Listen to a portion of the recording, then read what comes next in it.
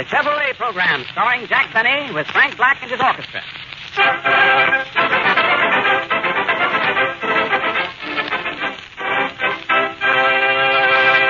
Frank Black opens the program with Charlie's Home.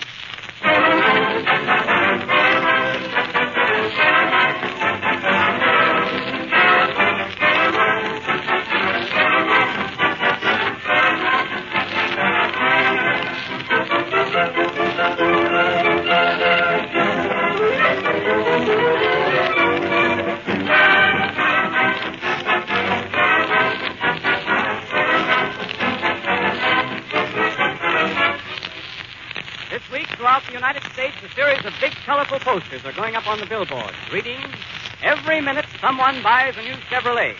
Watch for these new signs, my friends, and bear in mind when you see them, they're signs of better times. They're signs of bigger business for the world's largest builder of motor cars. Also, they're sure signs that the one best buy in the low-price field must be Chevrolet. America certainly wouldn't buy Chevrolets at the astonishing rate of one every minute unless Chevrolet were the one best buy at its price. And that's exactly what it is. The only car in its field with a Fisher body. The only one with Fisher no-draft ventilation, with a cushion-balanced engine mounting, with a time-proved six-cylinder power plant, a starterator, an octane selector, and no other full-size car in the world is so economical on gas and oil and upkeep, or so dependable. In view of all these things, do you wonder why every minute someone buys a new Chevrolet?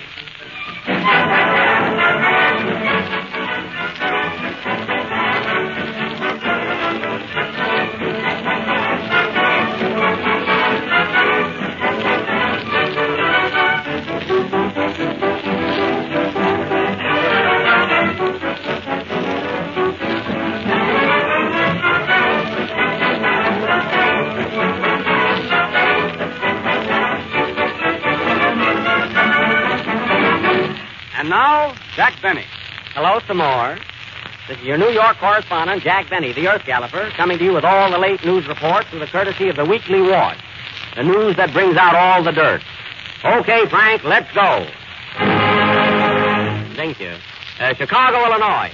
World's Fair gets off to a good start with many notables arriving daily to represent their respective countries. Sam Insull will represent Greece. Jimmy Walker will represent France.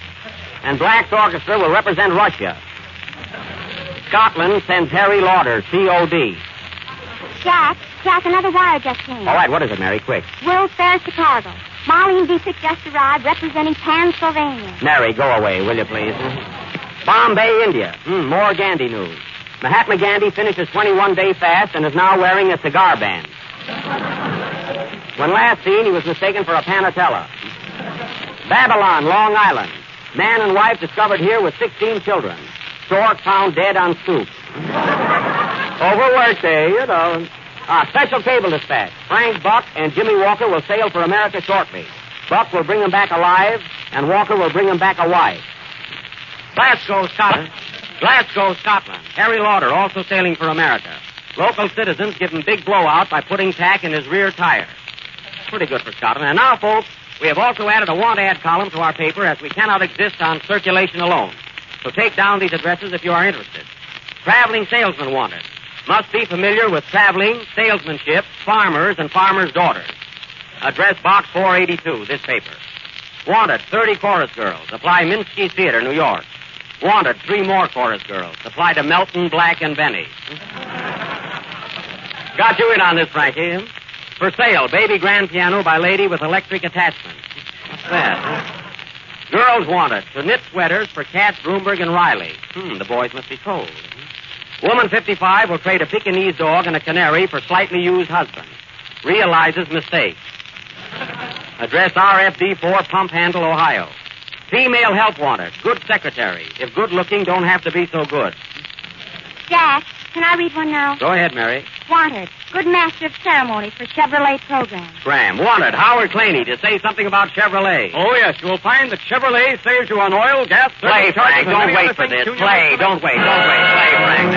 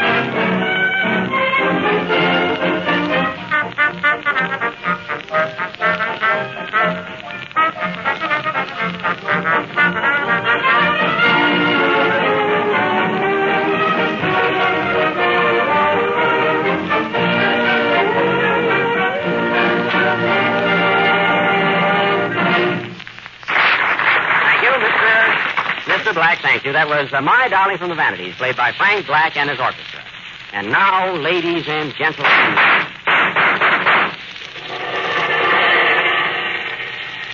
We continue with our penthouse murder that was started last Friday.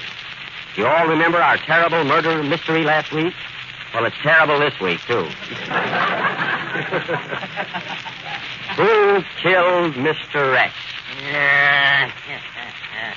You remember, folks? Mr. X was killed in his penthouse a week ago tonight between 8 o'clock and the bathroom. And the only clue found was a hot dog running away from a stand in Coney Island. You may also remember that during the trial, we were unable to place the guilt where it belonged. Garbo had to go home, Mae West had a date, and the other prisoners were not interested. So it still remains a horrible, unsolved mystery. Who killed Mr. X? I said, who killed Mr. X? Oh, pardon me. Yes. Watch those cues. Now, what could have been the motive for this crime? Let us analyze it. Mr. X was the landlord of 3 apartment houses, so you see he had no enemies. He lost every cent in the market, his wife was pressing him for back alimony, and he had incurable rheumatism, so there was no reason for suicide. Now, what was it? How old was he, Jack? 95. Then he did not die of old age. Neither will you, Mary. What did he have to suffer the night of the crime? Liver. Then it couldn't have been a heart attack. No, Mary, it couldn't. A pipe was pulled out of his mouth, and he was examined carefully. What kind of a pipe? A gas pipe. Oh, well, a little gas never hurt anyone. I know. Well, anyway, folks, we've had 2 detectives working on this case. Detective Melton. Detective Melton, you've been out on this case a week. Yes, sir. What have you found? I found a place where you can get a sandwich and a glass of beer for a nickel. Mary, take down the address, but that doesn't help solve the mystery. Detective Claney, what did you find? I find that every minute of the day someone buys a Chevrolet. Well, now we're getting someplace. After all, that's what we're here for. Did you find anything else, Claney? Yes, but the Chevrolet has the Fisher no-drop ventilation. That's great. Now, all we have to find out is who killed Mr. X. Jack, why not put it in the hands of Sherlock Holmes, who understands crime? You're right, Mary. We'll get Sherlock Holmes, the man who sees all, knows all, and plays the fiddle. Hey, Jack, wait a minute. Yes, Jimmy? I hate to interrupt your mystery, but do you mind if I sing my song now? Oh, no, pardon me, Jimmy. Go right ahead. What are you going to sing? Huh? Franz Lehar's Prostituta Serenade. I know that, Jimmy. I just couldn't pronounce it. Play, Frank, please.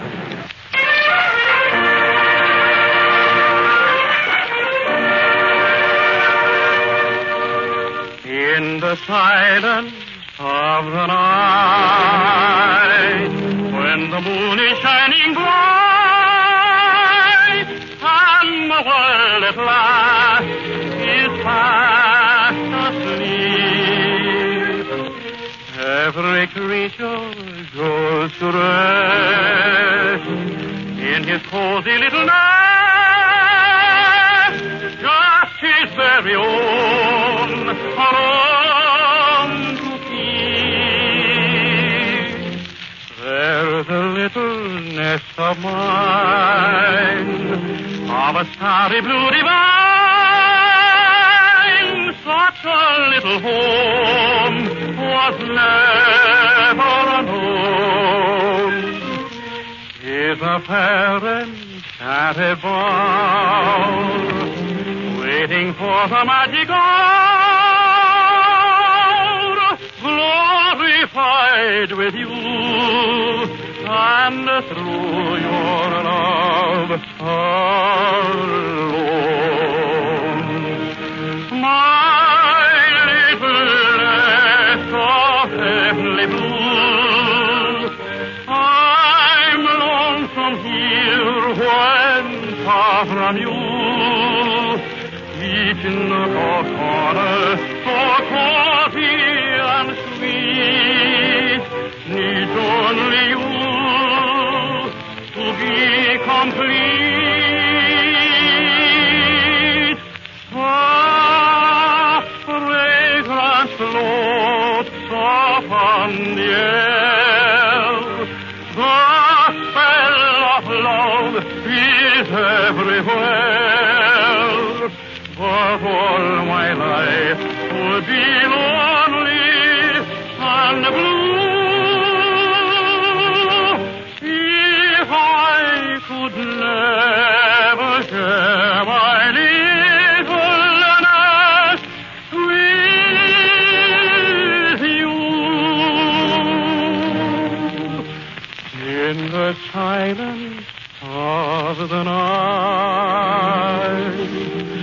When the moon is shining bright in my little land of heavenly blue, I shall never fret or pine, for someday you will be mine. Dreams will all come true for me.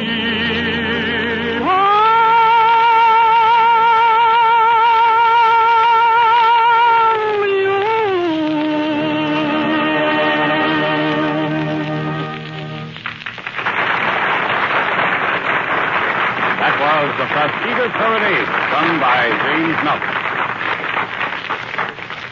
And now, ladies and gentlemen, we will continue with our mystery and take you to the residence of Sherlock Holmes.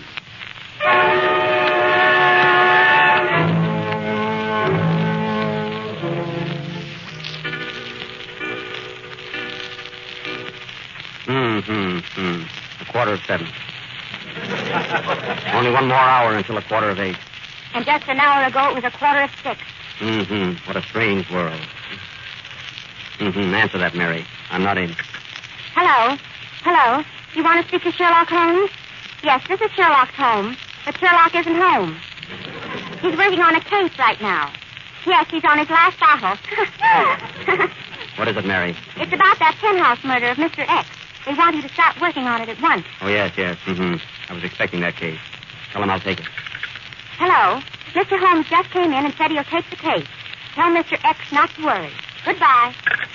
Mary, call in Dr. Watson. We have work ahead of us. Mr. Sherlock, I hate to ask you this, but can I draw 5 shillings to payday? That's elementary, Mary. I get it, Sherlock. Sherlock to you. Call Dr. Watson. Dr. Watson, the boss wants you. Okay, I'm coming. Well, Sherlock, what's new? Watson, we have much work ahead of us. By the way, you've been eating herring. Is that right? Sure. But tell me, Sherlock, how did you know it? That's elementary, Watson. Besides, I can smell it. Sherlock, you're a genius. Watson, you're a lip box. You know, Watson, you're really supposed to be an Englishman. Well, I say, Mr. Holmes, I'll try, you know. I like the other dialect better. All right. What do you want? Watson, we have a strange mystery to solve.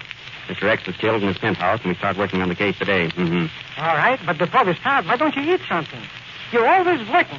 Now, I just made some nice homemade soup. What kind of soup? I made some chicken, vegetable, and noodle. Which do you want? Quick, Watson, the noodle. We leave, Watson. We leave for the Empire State Building in 10 minutes. The Empire State Building. Pack your bag and hand me my violin. I've got a lot of thinking to do. I must think.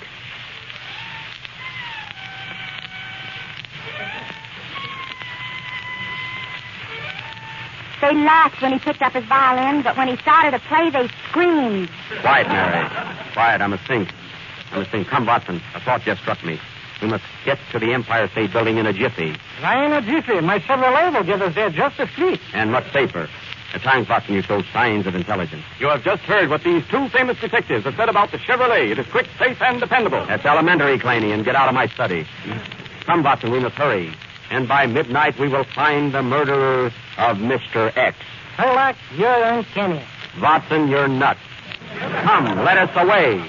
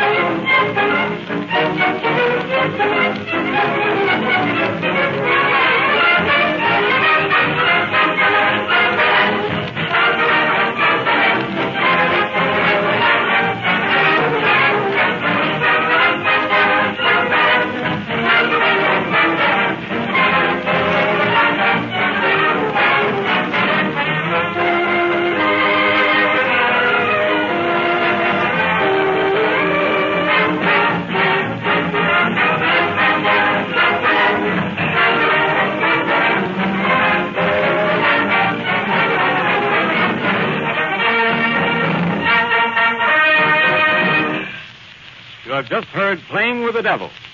And now we take you to the lobby of the Empire State Building where we meet Sherlock Holmes and Dr. Watson.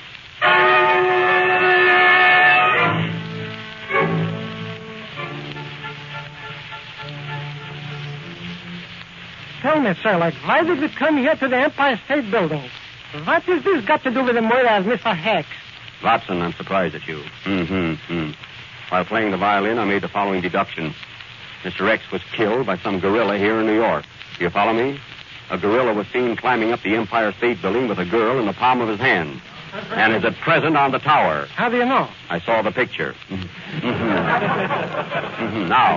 Now, if he could climb up a building the size of the Empire State, why couldn't he have climbed up that penthouse and killed Mr. X? You mean the gorilla is King Kong? Of course. Who else is covered with hair like that? George Bernard Shaw. Well, he didn't do it. Well, here's the elevator. What floor, Captain? We want to go to the tower. That's the 102nd floor, boss. Yes, I know that. When will we arrive? Sunday night, sir.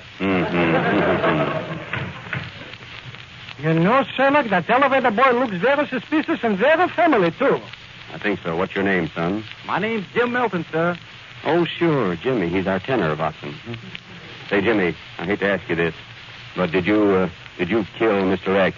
No, sir, Captain. I didn't kill him. I was a lady killer. Quick, Watson, the needle. Ow! And cut out those jokes. Well, we have 2 days in this elevator. 2 days. I must keep my mind occupied. Hand me my saxophone.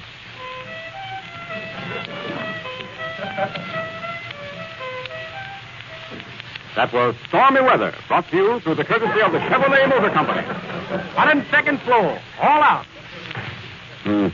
Sunday got here quick. Now be careful, Watson, and very quiet. Very quiet. Please follow me around the edge of the roof. We must use our wits and trap him. This fellow King Kong is the biggest creature you have ever seen.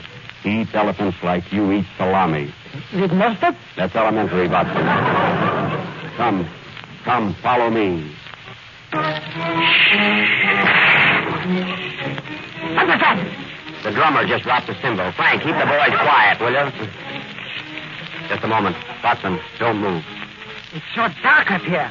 Why didn't we come up here in the daytime? Quiet. Go ahead. I'm right behind you. I'd sooner be behind you. Watson, look. Look carefully. Carefully. You see that figure standing there in the doorway? Yes. Look. Somebody is handing him some money. Oh, that's Al Smith. He runs this building and he's collecting the rent. Hello, Al! You're wrong again, Watson. What is that, Sherlock? That's King Kong. He's here, all right. Keep down, Watson. He mustn't see us. Be careful, Sherlock. I think he sees us. Grab him, Watson, and don't let him get away. Thank you. Look, he's got the girl right in the palm of his hand. It looks like Mary Livingstone. Wait. It is Mary. Mary, what are you doing there with King Kong?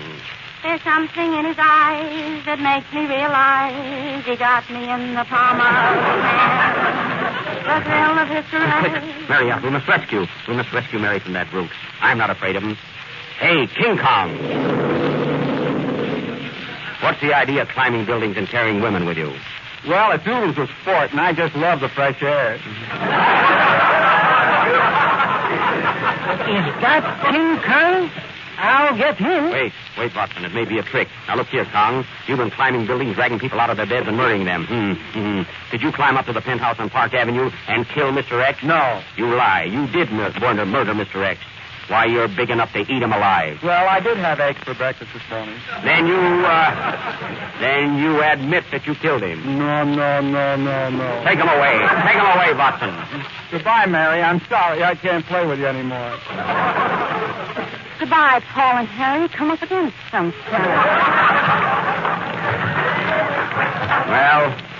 Well, it didn't take us long to get him, did it, Watson? Yeah.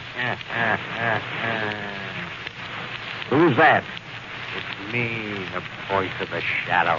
What do you want? You think you've got the murderer, eh? Well, King Kong did not kill Mr. X. Then who did? Mr. X was killed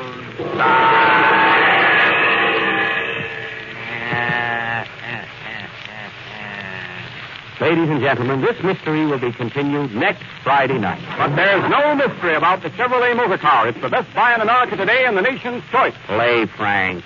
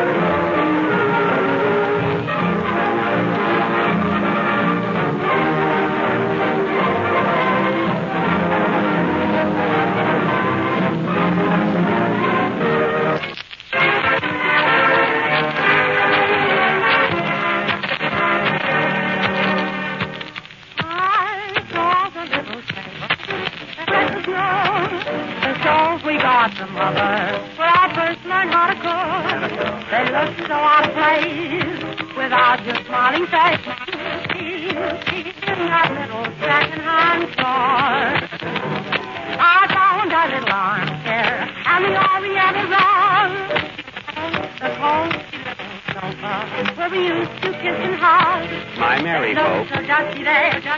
And no one can compare in a little second-hand store. Margin end that we got from a friend.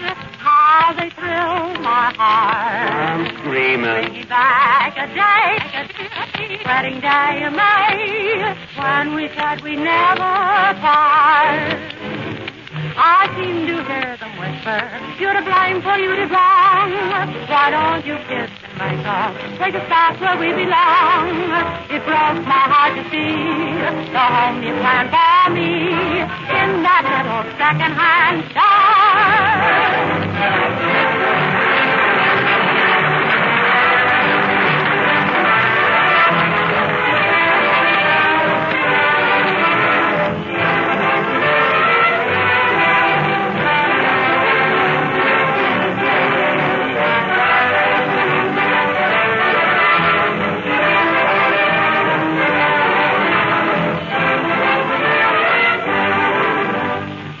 Whenever you see or hear the figures 445 FOB Factory, always think, my friends, of Chevrolet, of the new Chevrolet Standard 6, the car that made $445 famous, of the smart, fast-stepping Chevrolet that gave a new meaning to 445 by giving so many wonderful new features for that wonderful low price. A Fisher body, a big, comfortable interior, Fisher no-draft ventilation, safety plate windshield glass, an octane selector, a low-to-the-road chassis that rides smoothly and steadily, and a six-cylinder valve and head engine that's not only one of the snappiest on the road, but listen to this. Some Chevrolet Standard 6 owners report gasoline mileages as high as 26 miles to the gallon, and nearly all of them are getting between 18 and 24, depending on how they drive. So if you have a minimum of money to spend on a new car and want that money to do you the most good, to bring you the most fun and the greatest savings in return, save with a new Chevrolet Standard 6, the big General Motors value that made $445 famous.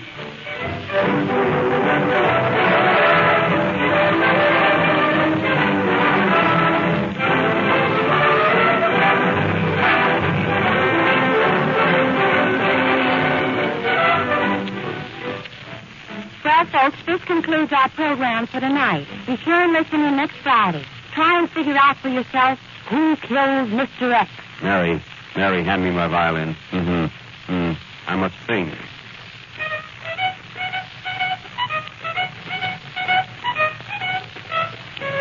Good night, folks. Good night.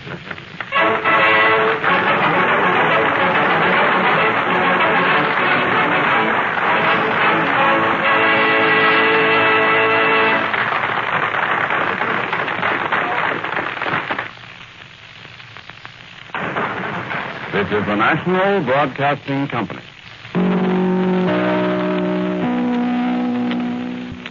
WEOS, New York.